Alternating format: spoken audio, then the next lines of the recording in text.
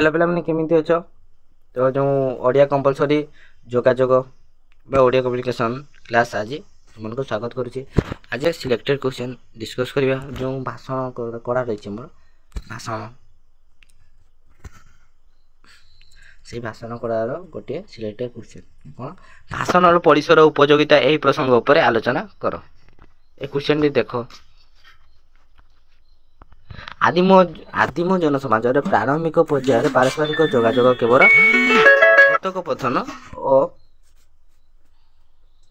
आलाप आलोचना द्वारा संभव हो पाता। मानव सभ्यतार क्रम विकास केते जनक कथा चातुर अन्य मानक आकर्षित प्रभावित कर फल कथा शुणी लोके एकत्र होते और परे परे तांको कथन कला भाषण रूपांतरित हो पारुथिले। कौन आदिम काल जिते माने आदिम काल जिते जोगाजोग केवल कथोपकथन द्वारा से कथबार्ता द्वारा जोगाजोग हो पार्थिले से कौन मानव सभ्यता क्रम विकास माने केते जन लोक केते जन लोक कथा आकर्षित और प्रभावित लगुला फल तांको कथा समस्त शुणा पसंद करुथिले एवं तांको कौन तांकर भाषण कला को माने तांको पाखरु रूपांतरित होइकिना से माने मध्ये कहूथिले रूपांतरित होइकि एक्सपायर होइकि ठीक अछि। भाषण अनेकों निर्मित विभिन्न भाव में उपयोग होई नथिले मध्ये केही भाषण शुणु न थांते तेणु भाषण यथेष्ट उपयोगिता उपलब्ध होता है। भाषण जदि गोटे आकर्षणीय लगे तो लोक मैंने शुणा पसंद करेंगे कि ना भाषण कहीं शुणती ना लोक मानक से आकर्षित लगे और से उपयोग भी लगे से दरकार लगे कथा गुड़िक ठीक अच्छे। यथा भाषण कौन गोटे अच्छे भाषण श्रवण और ग्रहण द्वारा व्यक्तिर व्यक्तित्व परिवर्तन हो पाए से माने मोटिवेशन गोटे टाइप मोटिवेशन हो जाए सी तार कि जानवा को पारे कि माने उपयोग मिले से भाषण द्वारा से शुणा को अधिक पसंद करें तार कौन यह व्यक्तिर गठन सहित जाति निर्माण सहायता होता है या गोटे जाति निर्माण सहायता हो पारि है। भाषण जीवन में नास्तिबाची चिंतन को परिहार करने को उत्तम परामर्श प्रदान करने सहित मनीष भितर आस्तिवाचक भावना को जागृत करने को होता है। धर गोटे माने गोटे मनीष भितर जो नेगेटिव एनर्जी अच्छी ताको भल भल परामर्श देकिना ताको पॉजिटिव एनर्जी प्रदान करा जाए ठीक अच्छे माने तार सब नेगेटिव माइंड को पॉजिटिव करा हुए। भाषण जीवन में ज्ञानगर्भक भाषण उत्तम शिक्षकर प्रशिक्षण ठारू अधिक भाव में क्रियाशील होता है। गोटे शिक्षकर जी मैंने पाठपाठ जी कौन उत्तम होता है ताठार गोटे ज्ञान गोटे भल भाषण ताले कौन तुम जीवन में भल भल परिवर्तन जीवन करें कि क्रियाशील हो पाए।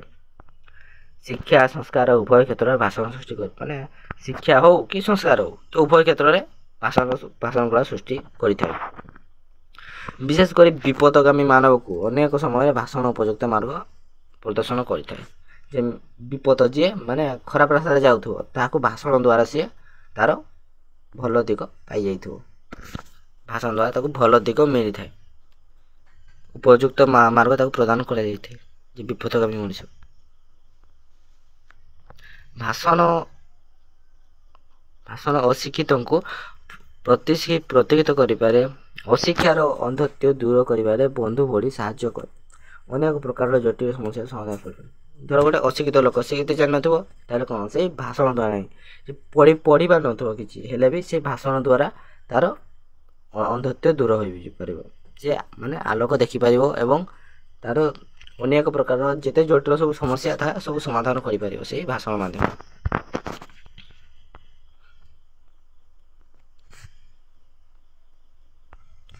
तापर अच्छे